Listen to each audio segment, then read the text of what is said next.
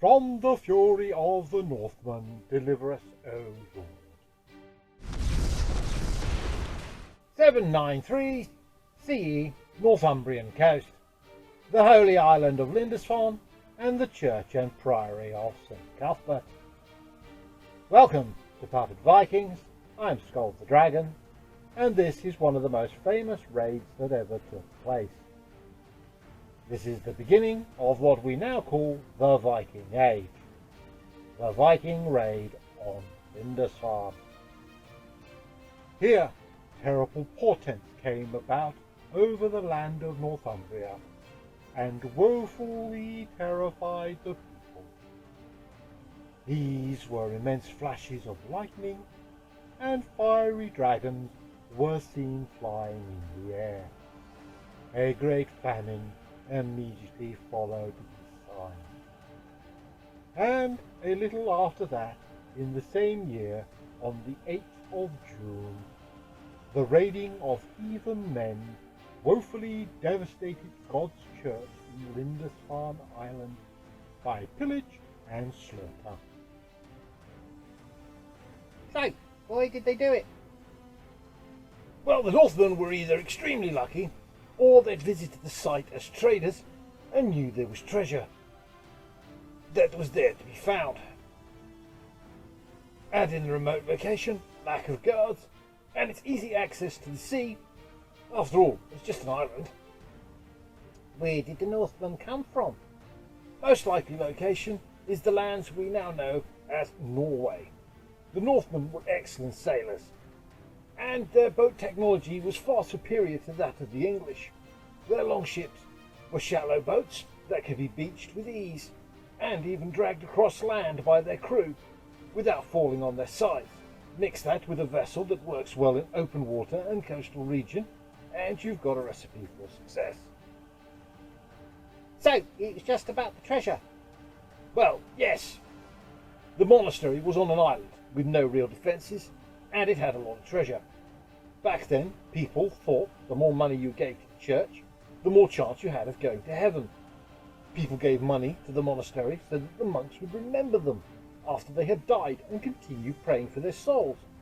Also, noble families often sent their younger children to join the church, as they could not inherit the family title and lands, and there weren't that many other respectable career options. This would also come with a donation to the church. Or had they done it before? Well, there are reports of attacks sometime in the previous year. And in his days there came, for the first time, 3 ships. And then the reeve rode there and wanted to compel them to go to the king,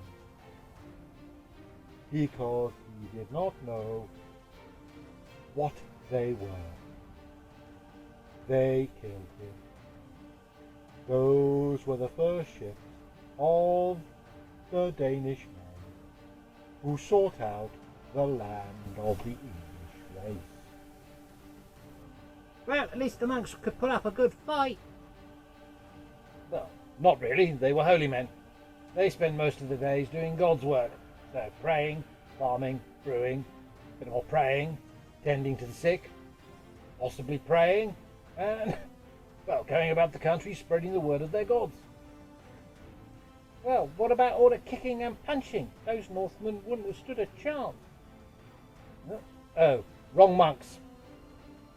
But the other ones sound so much cooler, with the ha, and haw, and peck, and well, orange robes. Cool. Oh, I see why Mew has so much trouble with you. No, these were Christian monks. Unarmed.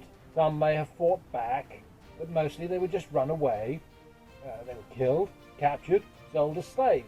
Well, apart from those that escaped to tell the tale. Not the type of monks that you read about. Lo, it is nearly 350 years that we and our fathers have inhabited this most lovely island, and never before has such terror appeared in Britain as we have now suffered from a pagan race. Nor was it thought that such an inroad from the sea could be made.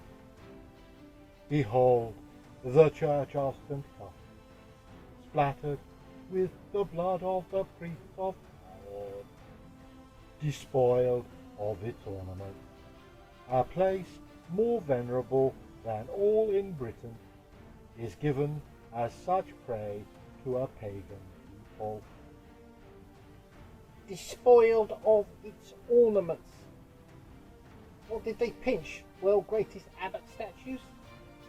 Not that sort of ornament. The Church of St. Cuthbert was one of the most important holy places in England, and would have lots of fancy crosses, candlesticks, chalices, offering plates made of silver and gold, which they used in their services and works of art displayed upon the walls. There was also a famous book called the Lindisfarne Gospels, which had a spectacular cover encrusted with gems. The book is now in the British Library and considered one of the greatest treasures from history, but the Vikings just ripped the cover off and left the pages behind. Well, still, it wasn't bad for the first major biathlon event in history. What are you getting at now? Well, the Northmen. They dominated the rowing and the running and took home gold and silver. Oh, good grief. Well, I hope you found that useful and interesting. Please hit like and subscribe, share with your friends, and we'll see you next time. Toodles! Yeah, bye.